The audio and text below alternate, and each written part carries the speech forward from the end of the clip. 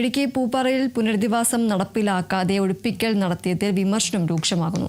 കഴിഞ്ഞ സർക്കാരിന്റെ കാലത്ത് ആവശ്യത്തിന് സമയം ലഭിച്ചിട്ടും പുനരധിവാസ പദ്ധതികൾ ഒരുക്കാതെ സാധാരണക്കാരായ കുടുംബങ്ങളെ ദുരിതത്തിലേക്ക് തള്ളിവിടുകയായിരുന്നുവെന്ന് ഇടുക്കി MP ഡീൻ കുര്യാക്കോസ്. 6 മാസത്തിനുള്ളിൽ പുനരധിവാസം പൂർത്തിയാക്കുമെന്നും ഡീൻ കുര്യാക്കോസ് പറഞ്ഞു. പൂപ്പാറയിൽ സന്ദർശനം നടത്തിയ ശേഷം സംസാരിക്കുകയായിരുന്നു അദ്ദേഹം.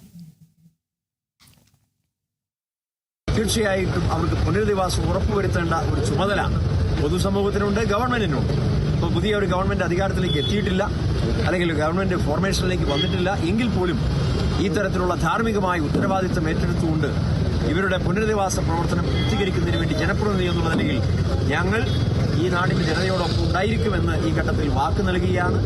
അതിനുവേണ്ടി ഇവിടെ ഹാരിസൺസ് മലയാളം ഗ്രൂപ്പുമായി സംസാരിച്ചു. പക്ഷേ അവർ വിധേയപ്പെടാത്തതിന്റെ പേരിൽ താൽക്കാലികമായ ഒരു അനിശ്ചിതാവസ്ഥ വന്നു. ജില്ലാ ഭരണകൂടത്തിന്റെ നിർദ്ദേശമനുസരിച്ച് ഗ്രാമപഞ്ചായത്ത് അവർക്ക് നോട്ടീസ് നൽകിയിട്ടുണ്ട് എന്ന് ഗ്രാമപഞ്ചായത്ത് സെക്രട്ടറി ഫോണിലൂടെ സംസാരിച്ചപ്പോൾ അറിയിച്ചിട്ടുണ്ട്. പഞ്ചായത്തിന്റെ റെസൊല്യൂഷൻ 17 കുടുംബങ്ങൾക്ക് വീട് നിർമ്മിക്കണം, അതിൽ ലൈഫ് ഭവന പദ്ധതിയിൽ ഉൾക്കൊള്ളിച്ചുകൊണ്ട് പ്രയോറിറ്റി ലിസ്റ്റിലേക്ക് അവരെ മാറ്റിക്കൊണ്ട് ഗവൺമെന്റിന്റെ സഹായം തേടുന്നതിന് വേണ്ടിയിട്ടുള്ള പഞ്ചായത്തിന്റെ റെസൊല്യൂഷൻ കളക്ടർക്ക് കൈമാറിയിട്ടുണ്ട് എന്ന് അറിയിച്ചു. ബഹുമാനപ്പെട്ട കളക്ടറെ പറഞ്ഞതനുസരിച്ച് ആ റെസൊല്യൂഷന്റെ അടിസ്ഥാനത്തിൽ ഉടൻ തന്നെ ഗവൺമെന്റിലേക്ക് ലൈഫ് ഭവന പദ്ധതിയിൽ പ്രത്യേകമായ പരിഗണന അവർക്ക് മുൻഗണനാടിസ്ഥാനത്തിൽ നൽകാൻ വേണ്ടിയിട്ടുള്ള തീരുമാനം എടുപ്പിക്കുന്നതിന് വേണ്ടി ജില്ലാ ഭരണകൂടത്തിന്റെ റിപ്പോർട്ട് തയ്യാറായിട്ടുണ്ട്.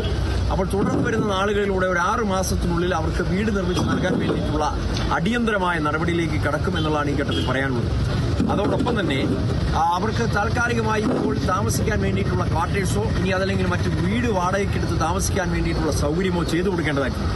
അപ്പോൾ അതിനു വേണ്ടിയിട്ടുള്ള സൗകര്യം ഗ്രാമപഞ്ചായത്തുമായി ചേർന്ന് ചെയ്യുമെന്നാണ് ജില്ലാ കളക്ടർ അറിയിച്ചിട്ടുള്ളത്.